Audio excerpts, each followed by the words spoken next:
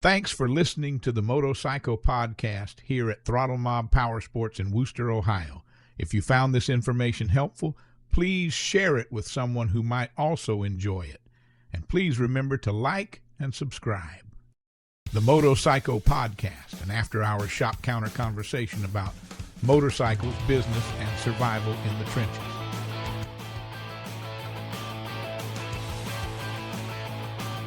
We're going to reset this a little bit, kind of like a little reboot. But now we're back with the MotoPsycho podcast. We got Logan, Adam, John. Now we'll start with Logan. Who are you? What do you do? Well, I'm Logan. I like to turn wrenches. I'm a big power sports aficionado. I like everything power sports, man. It's road bikes, off-road bikes, ATVs, side-by-sides, watercraft, you name it. If it's cool, I'm in it. That's my whole life. We did christen him into the snowmobile world recently. Yeah, I got to ride a snowmobile for the very first time in my life. Only thing that had eluded him. 32 years old was the first time I rode a snowmobile. It was crazy. It's unfortunate that it was a 480, but it's a 482 stroke, so you still got to see it a little bit. And nothing like a two-stroke. Yeah. Oh, I mean, it was Two strokes. Yep. We're going to steer that in a bad direction. Yeah, let's get this back on track. Rails. And then we got Adam here. I just come in here, hang out, learn a little bit, get my hands dirty every now and then, try and get this place organized a little bit. They got stuff kind of scattered everywhere. We're a 4 days a week. Oh, yeah. We're a mess. He says they're a mess. He probably knows where everything's at. I know it's in the building. It's in the building. He said if he has it, it's in the building. So Yeah, it's in the building. Unless it's my extension, may be out there in 14 inches of snow somewhere. Well, Maybe in the back of the side-by-side. It may be in the building. Yeah. well, there's that. If there's any psychic out there who want to volunteer. Please. It's a sentimental It's a- 8-inch Cornwell 3/8 drive sign. Oh, it's 8 inches. Extension. That's why. That's exactly There's some... why. Don't buy in the market 2.5. The cross hatching. That's what that is. It's cross hatching. Right. Some knurling. Yeah. Right. Oh. Come over, but with some placements. Nice. So what got you into motorcycles? Oh, yeah. Well, Don't tell me the old biker lady down the street let you touch her tit. I wish that was it. Frank. Oh man. Yeah. My dad always rode, and he grew up as kind of like a local legend. All of the guys that he would ride with, they were either ridiculously fast, or they do just the craziest things that they would ever do. It's just hill climbs and gnarly technical terrain, and I grew up with that, and it just kind of evolved from there. Once I was old enough to start taking things into my own hands, I ran with it. It's not a real dramatic start. It's not like there's a big Disney movie about it or anything like that. I don't believe you ran anywhere. So. No, that is true. Yeah, I ended up hurting myself. Yesterday we were working outside here, really cold. He was running back and forth, so it was kind of funny. It was pain driven. No, okay. Yeah. I don't run. Yeah, It's pretty obvious. Went straight to the fridge. The grill. All right, that's fair. Yeah. Running from my wife. Maybe. Yeah. What about you, Adam? What got you into it? My Brother. He's like, here, ride this Banshee at 6 years old. Oh, nice. And I was like, well, I'll choose death then. And ever since then, I've just been riding anything. I wasn't allowed to have a motorcycle. The wife wouldn't let me because I'm retarded with a motor between my legs until like 4 years ago. Yeah, 4 years ago or so. So other than that, everything's just been off-road. That's what I grew up on, is off-road stuff. But I just recently, like I said, got the motorcycle and put tons of miles on that thing every year now. So Nice. yeah, Oh, the yeah. Banshee was not probably the right quad to start on as a young kid, but You know, maybe. I mean, John over here, he knows my brother. He just decided to want to hurt his little brother, I think. Yeah. That might have been just a little bit of comedy for him, just Yeah. trying to see what was going to See how happen. quick I loop it out. Yeah. Right. Yeah. You look back at it, if he would have put you on an Outlaw 90, Right. Yeah. okay, whatever, no big deal, right? But you get on that Banshee and then it just like rips out from underneath you. Oh man, it opens your eyes. You I know? did loop out a KLX 80 when I was like 10. Yeah. Nice. You Just learn. laying on my back. Yeah. Hard. Yeah. Two-stroke. Yep. Yep. Well, that's how mine started too, was two-stroke. I was probably about 6 years old, and my dad had a Kawasaki 350 two-stroke, inline triple. Yeah. And he sat me on the gas tank right in front of him and took off, but then he had me put my hands on the grips, and he took his hands off, and I cracked that damn thing open. He's like, whoa. About fell off the back, grabbed the handlebars, and I was hooked. Yeah. Like, Yeah. as scared as he was, the look of pride. Oh, yeah. Because his kid just got on there and whacked that thing wide Right. open. And luckily we didn't die. But that's what, the sound of a two-stroke triple is just insane if you ever get a chance to ride one of those. And that's, Yeah. I mean, that's where it started for me. Hooked ever since. That's awesome. Crazy. So where do we go with it? Hmm? You know, we all start out riding these small machines or these big machines, and you know, starting real small, we got these baby steps. Where did we all end up with it? I'm on a Vespa. Yeah. No. But those are kind of Ride a Vespa and just have a scooter gang. All joking aside, a Vespa 250 will scoot. Yeah. Oh yeah. And then we've worked on scooter some of for a those. reason. Yeah, we've worked on some of those Berkman 650s, the Yeah. Suzukis. Yeah. I'm not mad. It's the first time I ever rode a T-Max that actually had an exhaust and had a little bit of work done to it. Ridiculous. You know, who's thinking this T-Max could go out there and pull the front wheel? And it did. It was mind-boggling. Yeah, my favorite are like the Zuma or the Ruckus, the off-road scooters. Those are a blast. Ruckus. I mean, you just pick them up, put them on your back, carry them up a hill, and then ride it back down. I'm retarded with a motor between my legs. You know, I was going to make a comment about women going crazy when they have the motor between them. It depends on how much money you actually want The to try. shit that I want to say, I got to really fucking watch that. Oh yeah. If you want to hear us really get rolled, subscribe to our Patreon. You want real shop talk, the way that it actually happens in a shop? You want to hear Logan motherfucking John because parts didn't come in today? Yeah. That's because they're on back order. That's next time. Yeah, we'll talk. Back order. Every time like something doesn't come in, it's on back order. Yeah. Oh yeah. Yeah, and the sad truth about the last, 6-8 years, It was on shit's back order. always on. It's always on back order. I blame the failure of recovery after COVID, because a lot of things picked back up. What didn't pick back up was motorcycle parts. People were getting paid to stay home. They didn't want to go back to work. Crazy. The short part of the business section that we're going to touch on is why most shops fail. So we all probably know the shop that we loved had great mechanic, knew as much as he could know, would be helpful, tell you everything, show you things. Great guy, but doors were closed within 2-3 years. Mm-hmm. And it happens a lot. And it's, I mean, a big part of it is guys get into it and they're great mechanics, but they don't know the business side of it. They don't know the numbers that they need to know to stay in. Just because you can Yeah, tell I'm rent. laughing because all I'm thinking about is what I'm about to do later. So I'm already laughing about it. Well, elaborate. I can't elaborate. Oh, it's still So okay. It's top secret. Did she send you pictures? No. No, what I'm about to do here on this show. Oh, I'm already laughing about it. oh no. Okay, so that's not This is part of the bad. Patreon. But yes. Yeah. So when it's time for that dreadful birth segment, We'll put that at the end. We'll clap before, throughout, and after. All right. So don't mind me. I'm just gonna laugh right here. but sort of just to touch on that a little bit. I mean, sometimes you walk into a shop and the writing's on the wall. Right? Really? The shop, it's set up great, it has great customers, decent reviews, but you go in and you see their labor rate in 2025 and it's $60 an hour. They're sitting in a $4,000 a month building. They have employees and they're wondering, you know, why things are fuzzy. Why it doesn't work out. You know, and that's part of what we're going to do here is, you know, each one of our episodes is going to be a little bit of peeling into numbers, a little bit of peeling into systems. Systems are huge.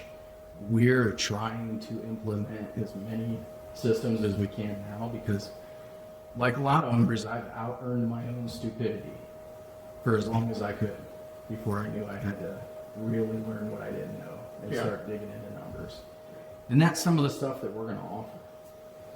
That's what we're going to be here for, is basically a platform where we can give some advice, we can get some kickback, and We can absolutely learn from it. and there's things we're going to learn, there's things we're going to teach. And as a tech that starts a business, if you don't evolve into a business owner and start learning those numbers, all you've done is create another job for yourself. Absolutely. You've created an employment situation. Yeah. You know, you need to flip that switch and create a business.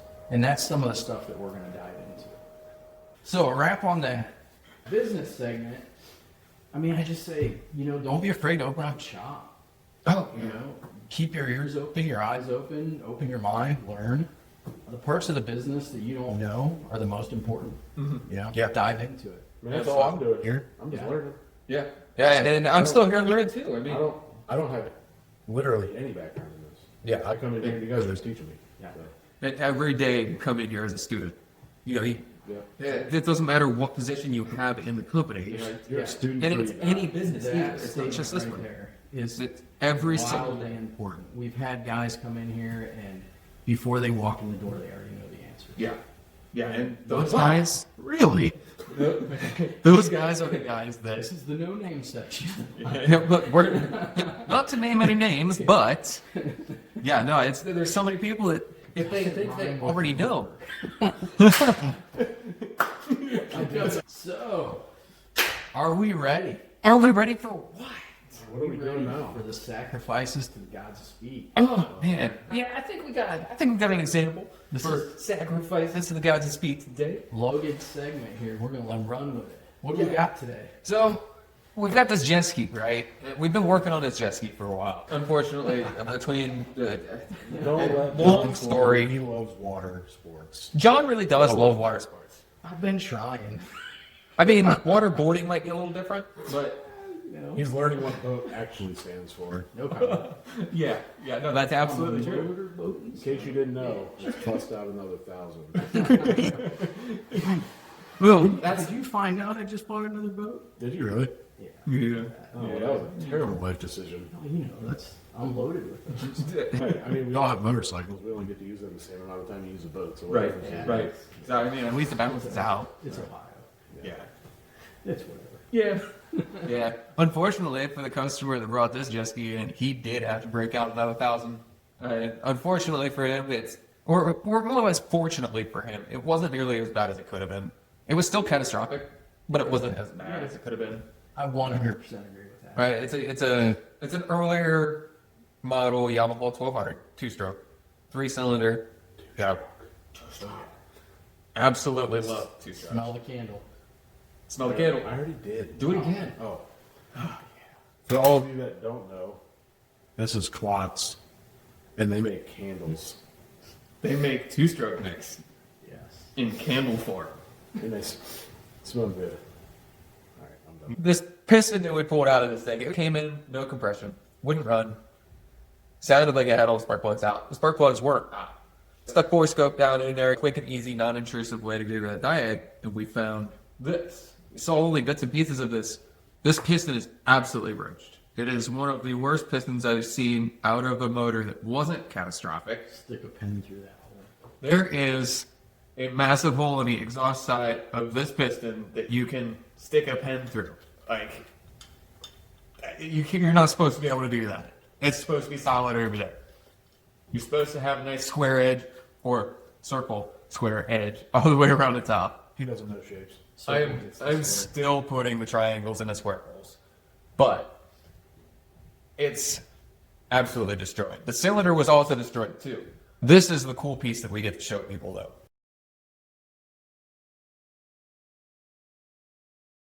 It's still kind of interesting because this customer brought 2 of the same machine and they both have the same exact concern. Very close to the same hours. Same amount of fuel in a tank that was purchased at a marina at the same time. And then the other machine, not this one, but the other machine, it was cylinder 3 that had the bad cylinder. This one was cylinder 1. So I'm thinking that the top edge of this piston, clutch power valve, just absolutely started destroying things. Especially when that moves in Mock Jesus.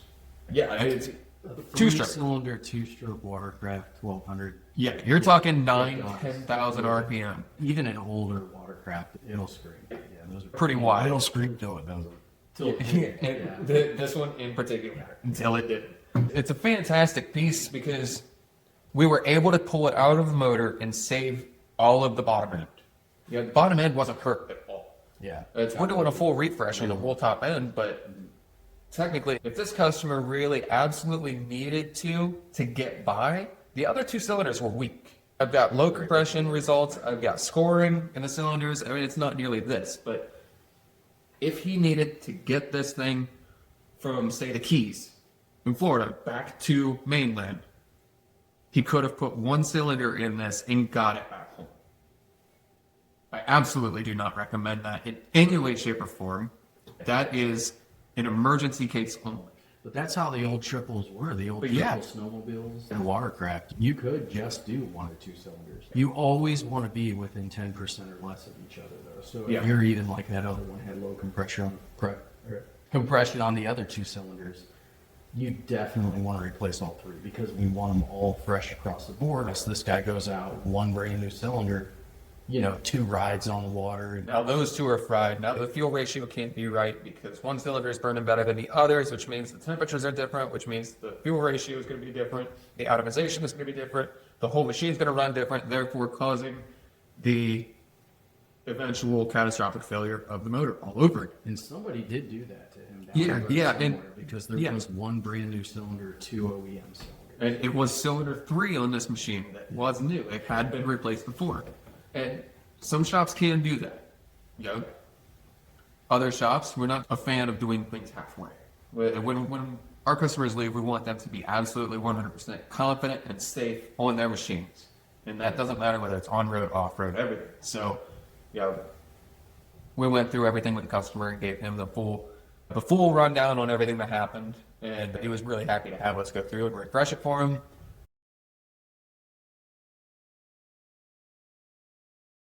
But aside from that, we've got this really cool piece that we can just look at. We're going to hang on the wall here, hang on a shelf, and we're going to show it off for the end of eternity. Heck yeah. We got plenty of those. We're Yeah. going through those each time. We're going to spend some time on some cool torn up parts. And this is the kind of thing that you get. You go out and you build big power. You do cool things. There's got to be some sort of sacrifice, right? We got plenty of those examples. Here's our sacrifices. This is just our sacrifices to the gods of speed. That's right. Logan's Toolbox. This is where Logan's going to show you a DIY tool, a power sports related tool, or a tool that we just picked up and we really love for what we do as mechanics here. Yeah. Because all three of us work on bikes here. I don't do it as much as I used to, but I still jump in and pick up some stuff here and there. Yeah. Logan, whenever you're ready, we'll hit on this and then we'll hit the unfortunate. Yeah. Yeah, so we'll hit this. We're doing this segment. It's Logan's Toolbox. I've been a tech for 15 years. I've started in cars and I've worked all the way up through master tech level in bikes, side-by-sides, ATVs, boats, you name it, I've worked on it. But it doesn't come without the right tools. The right tools are the most important part of a technician's life. As a technician, specifically a flat rate technician, you have to have the right tools for the job. For a long time, I was one of those guys that you have to have the big bad toolbox, and you got to have all the big bad tools, and you got to have the best of everything that there is. Whatever the Snap-on guy or the Cornwall guy comes in and tells you, that's what you got to have. Drink the Kool-Aid. Drink the Kool-Aid. It's not true. It's absolutely not true. Now, there are some really nice things that you can get off tool trucks. I've got a Maximizer toolbox at home. How'd that work for you? He almost gave me 10 grand for my box. 7 years old. I'm like, this guy's got me thinking. Why don't I just buy a box every year? Well, Sell it back. but so here's the thing: is as an entry level technician, you come into, say, for example, everybody starts out as a lube tech or tire changer or something very, very low end on the technician scale. By the way. That's fair. Yeah. You're still learning. You'll get there. It's like coal under the dishwasher. Right. You just can't do that. She's the lube tech. Right. And in the ATV world, You don't need a lot. Yeah, it's if you're in motorcycles and you're in ATVs, you don't need to go and spend $30,000, $40,000, $50,000 on tools because you're not going to use them. You know, I've been wrenching here now for almost 8 months. I think maybe 9 months now, and I still just brought my tiny little U.S. General box in with my little tool cart, 3 drawers, put all my sockets on the top, all my ratchets on the top. Super easy, super basic. I had it loaded full of screwdrivers and everything else, and the screwdrivers is kind of the thing that I want to touch base on tonight, because I had a 12-piece snap-on set. I thought they were the best ones ever. Yeah, they're not JIS, which is huge, and I will repeat that on the podcast, because it is absolutely huge if you're working on motorcycles. JIS screws are everywhere. A regular Phillips head screwdriver that you get down here at Lowe's, Home Depot, even Harbor Freight down here, if it doesn't say JIS on the package, you're going to round out that carbon bolt screw. I promise you. Yeah. It is going to cause you more time than you are going to get paid to work on that particular part. It just so happened that our Cornwell guy, you know, naturally, off the tool shop, he came in with these Vestal screwdrivers this morning. And I didn't think anything about them because I'm like, I already got snap-on screwdrivers. I don't need no big screwdrivers. And my boss bought them. John, he bought a set. And I tried them out. These are absolutely life-changing. These are the only screwdrivers I will ever use to ever work on another machine again. So it's the very first full, decent JIS, which is Japanese Industrial Standard, screwdriver set I've seen. You guys have both seen my box. I have the single JIS screwdriver, and it's a vessel. And I could never find a set before, but when he showed us that set, yeah.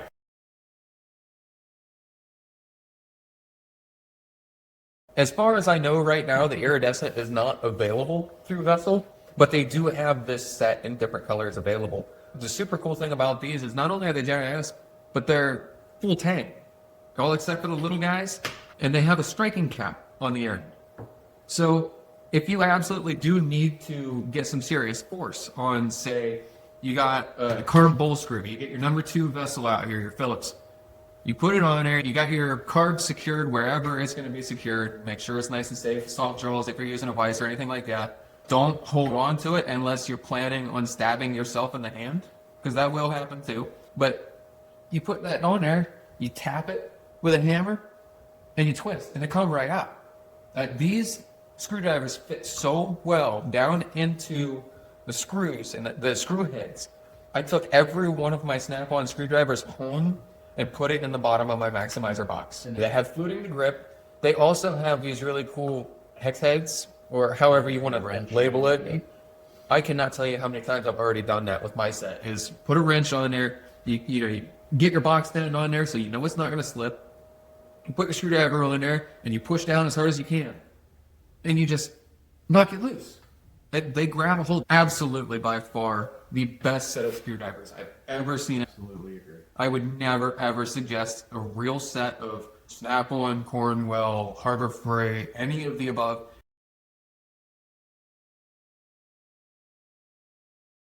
And that being said, Evan, if you're listening, we're going to cut out the fact that we got these from Cornwell unless you sponsor the podcast. That's absolutely right.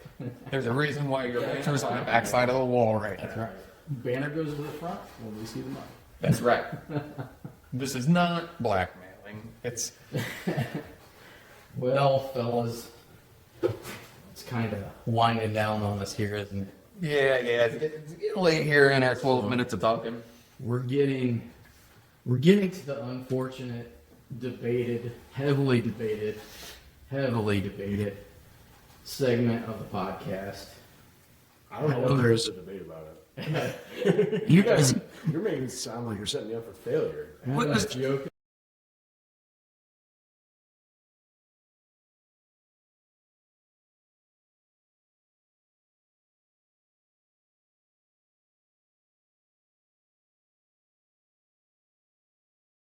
Of the day. Well, we're not setting you up for failure. I just think that there's a bar. Well, why do we choose Adam for comedic relief? I mean, you guys have met me. I'm not funny. Well, we're gonna see how this goes. It might not go.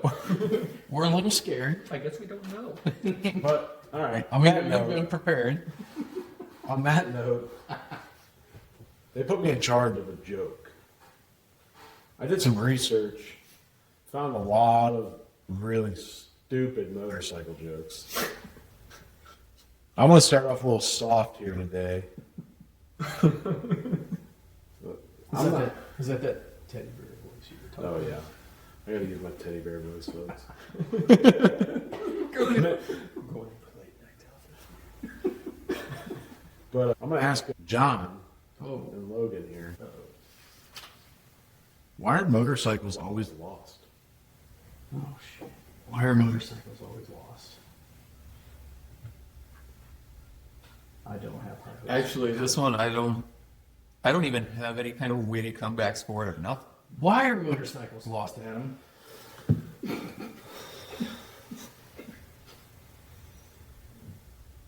You ready for this? No. You know? I got to start with it. What do you call a biker who's always lost? A biker that is always lost is called a romantic. Jesus Christ, that's worse than I thought it was going to be. You're the one that set this all up. Please forgive Adam. Thanks for listening to the MotoPsycho podcast here at Throttle Mob Power Sports in Wooster, Ohio. If you found this information helpful, please share it with someone who might also enjoy it. And please remember to like and subscribe.